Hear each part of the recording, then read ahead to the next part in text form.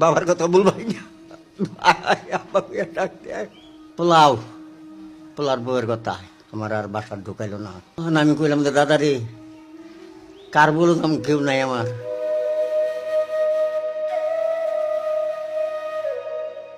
আমার একটা ছেলে এই ডাকাতিতে রাখার পর দুটা নাতনি কম্পিউটার চালায়, একটা নাতনি আছে।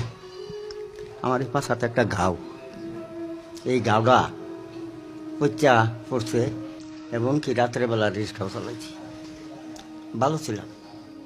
এই ঘাওটাও হয়তো আমার রাস্তা পোলার গেটের সামনে ফালাই থেকে গেল। পোলার বউয়ের কথা আমার আর বাসার ঢুকাইলো না। পরে কইলাম যে দেখ রে বাবা, আমি সকালেও খাই আইছি না, আমার দুবার খিদা লাগছে না, সেটা বাঁচাই না।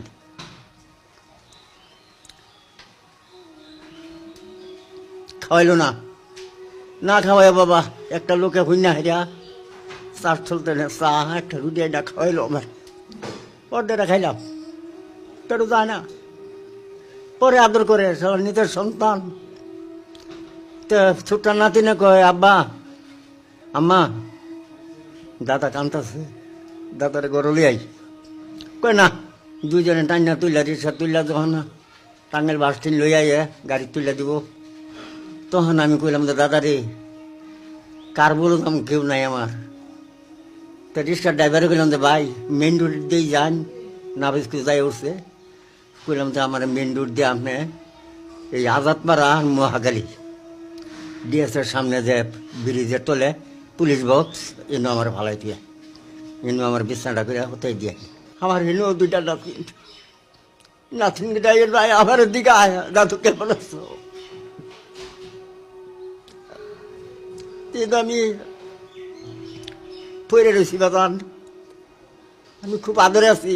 বাবার কথা বলবাই না, ডাকতে গা খাওয়াইছে আয় আব্বা কেমন আছে। আর আনন্দ আমার কি আছে কল।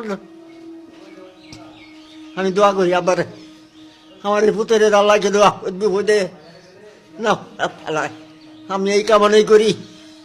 আমি খুব শুয়ে কাটাইতেছি দিন, খুব শুয়ে কাটাইতেছি, আমার কষ্ট নাই, আমার কেউ নাই দুনিয়া, আমার এই এক ছেলে আছে।